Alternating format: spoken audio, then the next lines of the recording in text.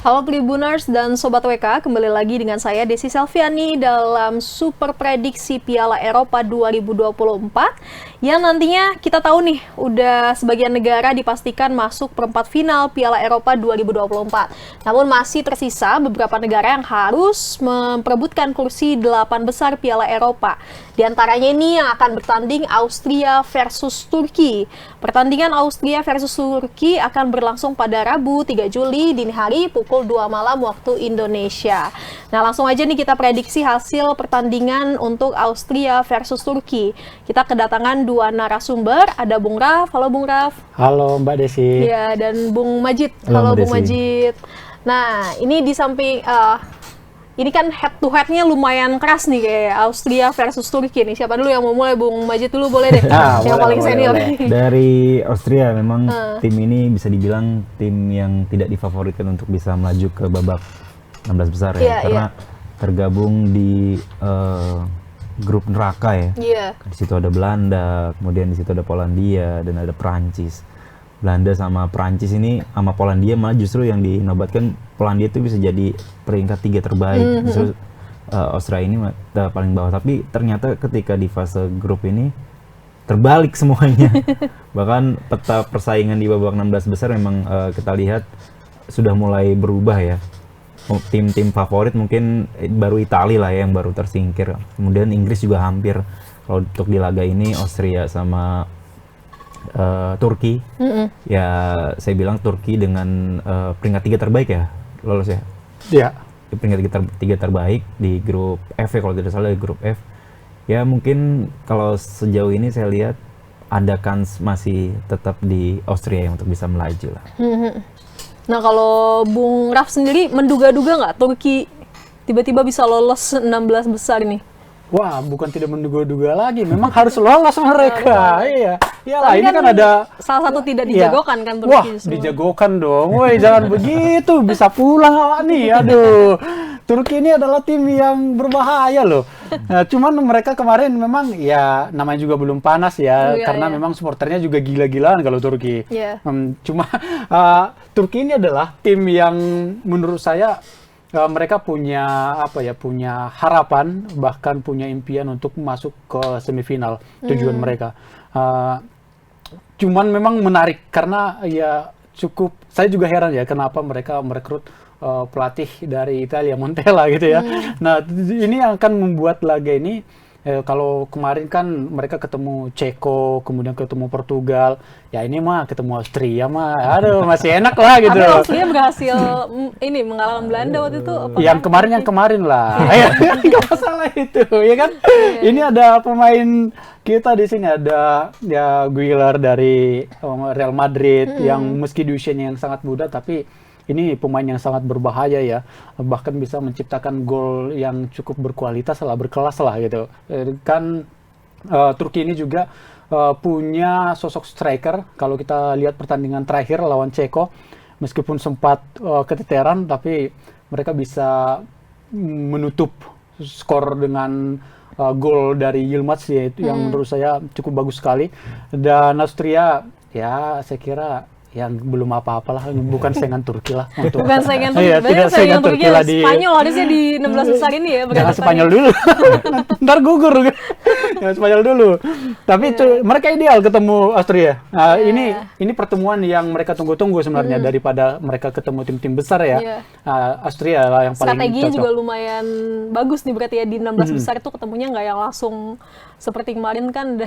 Iya, memang ya itu tadi kan mereka mau nggak mau kan memang harus ngambil peringkat 3 terbaik lah kalau untuk lolos karena agak berat juga di grup mereka ada Ceko Portugal yang memang cukup berbahaya juga ya. Saya kira ya ini mereka senang nih dengan hasil dari grup yang mempertemukan mereka versus Austria daripada ketemu Prancis, mereka akan kesulitan. Ini Austria cocok lah untuk saling serang. Nah, kalau Bung Majid sendiri gimana nih? Walaupun Austria kan secara statistik agak lebih unggul ya dari Turki gitu, tapi kira-kira peluang besar apa sih yang dimiliki Austria untuk bisa mengalahkan Turki? Kalau kata Bung Raf, Turki melaju dan menghadapi Austria ini seimbang, kalau menurut saya jomplang lah, masih di Austria, karena kita by data by pertandingan dulu aja. Austria itu berangkat melaju ke fase babak 16 besar sebagai juara grup. Pertama memang dikalahkan Prancis yang notabene salah satu negara favorit juara ya kan. 1-0, itu hanya kalah 1-0. Kemudian bangkit nih di game kedua mengalahkan Polandia dengan skor 3-1. Sampai akhirnya yang mencengangkan mengalahkan Belanda dengan skor 3-2. Dan ini mungkin bisa dibilang kalau Bung Raf bilangnya balance atau seimbang lawan Turki, sementara Turki di babak grup di F ya? Di grup F ya? grup memang agak sama Georgia. kalau untuk melawan Georgia kan mereka apa ibaratnya Biasa-biasa aja. mereka kalah secara mengejutkan 0-3 lawan Portugal. Lawan Portugal. Sama Georgia seri ya kalau nggak salah. Nah, kemudian mereka bisa menang tuh lawan Ceko. Ceko. Nah, tapi kan ya pertandingan yang lalu itu tidak jadi patokan loh. Sementara untuk Turki. Georgia kalau tidak salah yang peringkat 3 terbaik ya. Turki yang kedua. Iya, Turki yang kedua. Georgia itu menghadapi Spanyol dibantai kan 4-1. Georgia lawan Turki seri 1-1. Sekarang Turki mau lawan Swiss yang notabene sudah mengalahkan lawan Austria. Lawan Austria. Yang notabene udah bisa mengalahkan Belanda dan kalah 1-0 nama Prancis dan mengalahkan Polandia. Ya. Ya, sebenarnya itu nggak jadi patokan. Orang di grup kan lawan Belanda aja yang bapuk ya kan. Tapi yang jadi patokan di sini adalah bagaimana mereka bisa memanfaatkan permainan seperti ya Güler memberikan keleluasaan kepada Güler, kemudian Calhanoglu yang memang ya diplot sebagai kapten dan juga ya bisa untuk mengakomodir lini tengah. Dan ini yang menurut saya kalau di Austria Sabitzer ya kalau kita sebut ya Sabitzer yang paling. Nah, tapi saya kira ya mereka punya kans lah di babak pertama. Menang nih Turki nih babak pertama. Ya. Nah, kalau misalnya Turki ini yang perlu diwaspadai dari Austria ini apa nih yang dilihat? Pelatihnya gitu? sih. Strategi pelatihnya ya. Iya, pelatihnya karena memang pelatih dari Raffi ini memang cukup bagus ya untuk meramu pemain-pemain ataupun meramu tim yang tidak diunggulkan. Iya. Nah, tapi kembali lagi, biasanya kan kalau Belanda ketemu sama Italia kan agak-agak ngeri juga yang ngeri sedap. Nah, itu yang diharapkan diturunkan oleh Montella di Turki. Jadi secara penyerangan Turki ini sudah sangat bagus secara penyerangan, tapi secara bertahan kadang ada ngelawak. Kadang ada ngelawak nih Turki. Tapi saya kira ini adalah babak yang 16 besar di mana lagi-lagi di bagan yang satunya di sebelah, kalau kita melihat sebelah kiri, tim kuat di situ semua. Nah, jadi di bagan sebelah kanan mereka akan berpeluang melawan pemenang dari Belanda Rumania. Kemudian di bawahnya di semifinal akan ketemu Swiss versus Inggris. Ya, jadi motivasi mereka akan sangat luar biasa di situ. Makanya saya kira wah ini akan menjadi pertandingan yang menarik. Babak pertama, wah Turki menang ini. Babak pertama doang ya gini babak pertama.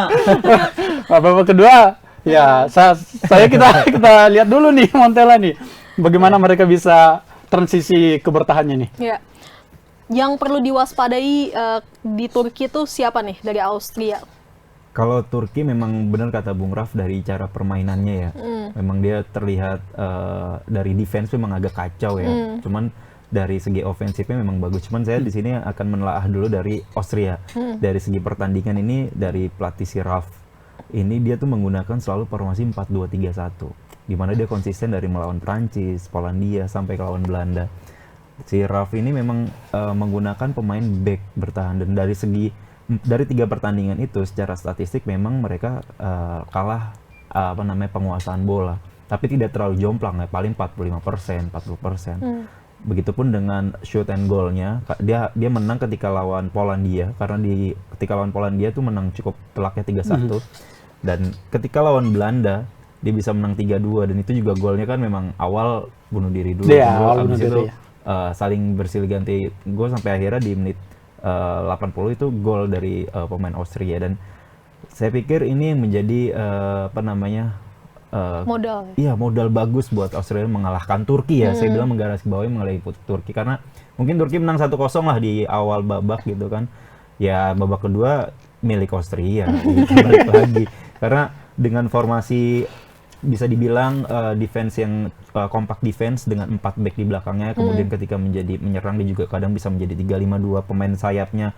Di situ juga ada si Walt sama si Grills ya, kalau tidak salah namanya. Dia juga bisa, permainan dua ini bisa menunjang permainan si Arnautovic Taufik yang ada di depan, di lini depan sebagai striker tunggal. Dan ya kalau bisa dilihat Turki sejauh mana saya melihat di pertandingan grup F memang yang paling bagus Portugal doang lah ya. Iya, di grup F memang Portugal doang. Iya, Berarti Portugal. Austria akan memberikan waktu Ya. untuk Turki menyerang, setelah capek serang balik gitu ya. Negara Austria sudah ditempa di fase grup Ya. dengan tim-tim atau negara-negara hebat, dan saya pikir menghadapi Turki kan untuk bisa melaju ke babak 8 besar ada di tangan Austria lebih besar. Nah ini kan dua-duanya nih sama-sama negara yang tidak terlalu dijagokan ya di Piala Eropa. Kira-kira ini kan bakalan head to head-nya keras banget nih. Ya. Bakalan ada pemain-pemain tumbang nggak atau nggak bertaburan kartu kuning Ya, bahkan merah karena gitu? ini sudah fase knockout ya, di mana pasti harus ada pemenang, dan 90 menit ditambah lagi 2x15 sampai penalti kalau misalnya hasil masih skor imbang. Ya keras ya, kayak kemarin terjadi di pertandingan sebelumnya ya. Sudah ada Italia yang gugur, kemudian Inggris hampir saja ya, walaupun di babak 2x15 akhirnya bisa Bikin menjadi- greget ya Iya, Inggris. bikin greget. Tapi kalau di pertandingan Turki menghadapi Austria ini saya pikir 90 menit lah. Tidak sampai 2x15, Austria bisa balik lagi Austria bisa menguasai bola. Shoot and goal-nya dia juga menang, dan kemudian di lini tengahnya ini yang akan menjadi patokan dari pemain Turki dan harus diwaspadai itu permainan di lini tengah yang di apa namanya si Marcel Sabitzer ini sebagai kapten di situ. Nah kira-kira kalau misalnya Bung Raf sendiri ngelihat bakalan ada yang tumbang nggak nih, cedera dan sebagainya di pertandingan Turki versus Austria? Dia- Apalagi Turki permainannya agak-agak ini. Loh, saya malah menantikan bagaimana Austria ini bisa meladeni jual beli serangan gitu ya. Iya. Nah, jual beli serangan itu yang saya nantikan biar Turki menang ya kan. Nah, karena apa ya? Karena ya Montella ini harus kembali lagi bagaimana dia bisa mempersiapkan dengan baik transisi dari menyerang ke bertahan. Itu yang paling penting sebenarnya. Kalau kita lihat memang permainan mereka juga rata-rata itu kan di back itu kan dari Liga Turki ya, pemain yang diambil sama dia. Kemudian di lini tengah ya tidak ada yang meragukan memang Calhanoglu ini pemain dari Inter. Kemudian ada Ayhan, ada Kongku yang bisa dibuat. Jadi formasi yang akan digunakan itu lagi kembali pilihan dia, apakah memang memilih 4-3-3 di awal dengan seperti hal yang langsung bermain menyerang seperti itu. Tapi kembali lagi ujung tombak dari Turki ini itu yang patut diwaspadai oleh Austria. Siapa yang meragukan ya, ada Yilmaz, ada Yildiz di situ kan, ada pemain Juventus, Galatasaray, kemudian ada Güler. Nah, cuman itu ya yang harus diwaspadainya serangan balik dari Austria, kekompakan dari Austria itu yang harus diwaspadai oleh Montella. Dan saya kira dia sudah belajar ya bagaimana ya pertarungan di grup terakhir. Jangan sampai membuat kesalahan konyol lah ibaratnya. Gol bunuh diri ya kan, sekelas Turki itu ngelawak sih ibaratnya sekelas Turki. Nah kan Turki ini ya itu tadi saya kira sudah cukup bagi mereka belajar banyak di fase grup. Ini fase 16 besar, kebetulan mereka ketemu Austria. Mereka berpeluang untuk memenangkan laga versus Austria karena ya namanya Turki, mereka harus bangga sama lambang di dada. Assalamualaikum. Erdogan ya. Assalamualaikum Erdogan ya. Nah, kalau misalnya Turki bisa lolos 8 besar kan akan bertemu, kalau nggak bertemu dengan Rumania, kalau nggak Belanda ya. Nah, Harapan Turki bertemu siapa nih? Turki ya itu tadi. Nah, memang agak lawan Belanda agak berat juga Iya, kan. mendingan Rumania aja lah gitu ya, Agak-agak penting ngeri juga masuk gitu kan. semifinal. Nah, tapi untuk melangkah ke sana mereka harus ya, bagi mereka Austria ini kan boleh dibilang ya sudah cukup puas lah ibaratnya masuk ke 16 besar, apalagi grupnya grup neraka ya kan, dan perjalanan mereka cukuplah sampai situ, nggak apa-apa deh gitu. Nah kalau Turki ya ada harga diri yang harus dibayar ketika harus tersingkir apalagi melawan Austria. Dan saya kira mereka harus bisa memenangi ya selisih 2 gol lah di babak pertama. Kalau babak kedua ya mereka belajar lah bagaimana cara bertahan dari serangan-serangan Austria. Karena memang ya apa ya, kerjasama dari Austria ini luar biasa. Kerjasama tim ya, kekompakan timnya itu, apalagi Sabitzer yang sangat cukup mendominasi ya di laga di grup ya, cukup mendominasi permainannya, itu yang patut diwaspadai. Masalahnya di Turki tidak ada yang melakukan marking ketat, yang selalu nge-marking ketat itu belum ada. Dari lawan Portugal, Georgia, Ceko, bahkan lawan Ceko ya agak ngeri-ngeri sedap juga karena udah unggul pemain, ya taunya malah diserang, malah bisa dibobol gitu kan. Nah, tapi saya kira itu adalah ajang coba-coba dari Montella, di mana dia memang di situ tidak mau bertahan, justru ketika dia diserang, dia tahu, wah kita masih unggul pemain, dia masukkan penyerang gitu. Dan saya kira dia sudah cukup belajar banyak, dan ini kebetulan ketemu Austria, ini laga yang cukup bagus untuk mereka. Mereka bisa memenangi laga ini lah. Berarti Turki kalau misalnya nanti masuk 8 besar melawan Rumania atau Belanda, optimis nih bisa Belanda aja. Optimis bisa masuk semifinal. Bisa, asal nggak ngelawak. Pokoknya bisa. Asal nggak ngelawak. Nah, kalau Austria ini kan permainannya dari waktu ke waktu semakin baik gitu kan. Kalau Austria menang berarti kan melawan Belanda atau Rumania. Harapannya nih melawan apa nih sepertinya Austria? Apakah ingin melawan Belanda lagi, menghantam Belanda? Mungkin bisa rematch ketemu Belanda lagi ya, kalau Belanda Rumania juga. Kadang tapi kita lihat Belanda permainannya seperti itu, kemarin kalah sama Austria juga ya hopeless lah, bisa dibilang kayak Italia yang bisa dibilang hopeless juga. Mungkin permainan Belanda apa mentok lah di babak 16 besar nanti lawan Rumania itu seperti apa. Kalau cara bermainnya masih sama kayak kemarin. Memang kalau kemarin saya pikir waktu Austria melawan Belanda ini bukan Austrianya yang terlalu super power, tapi emang Belandanya emang kecolongan dari pertama gol bunuh diri, kemudian gol terakhir dari Sabitzer yang dari cutback terus ditundul, itu juga kesalahan lini belakang. Sementara kita tahu kan lini belakang Belanda tuh sebenarnya harusnya bagus ya, apa namanya, tinggi harusnya bisa emang kayak, tapi bobol. Iya, tapi akhirnya ya itu apa namanya, defense yang kurang, apa namanya, bisa dibilang kelihatan tidak fokus ya antara ini pemain Belanda. Dan ketika nanti lawan Rumania, kalau itu terjadi ya tidak menutup kemungkinan Rumania yang justru akan melaju. Tapi balik lagi ke pertandingan ini, Turki, saya melihat Turki di babak grup F itu lucu ya. Apalagi pertandingan ketika melawan Portugal ya. Portugal. Itu gol keduanya itu blunder ya. Dan ya sangat diacak-acak lah sama Portugal. Kemudian lawan Georgia, seri atau lawan Georgia juga mereka menang. Kewalahan ya. Kewalahan. Kemudian lawan Ceko juga sangat kewalahan, dan saya pikir dengan track recordnya Turki yang bisa dibilang inkonsisten dan apa namanya, pertandingannya juga belum terlihat skema permainannya seperti apa. Lain halnya dengan Austria, walaupun di babak pertandingan pertama dia kalah dari Prancis 1-0, tapi dia bisa bangkit. Dan momentum meningkatnya mentalitas para pemain itu ketika menghadapi Polandia, di situ bisa mengalahkan 3-1. Nah, di situ baru tuh naik sampai akhirnya di mental mereka lagi kembali terasa ketika memenangkan pertandingan melawan Belanda. Dan itu menurut saya jadi salah satu pertandingan paling menarik di fase grup kemarin.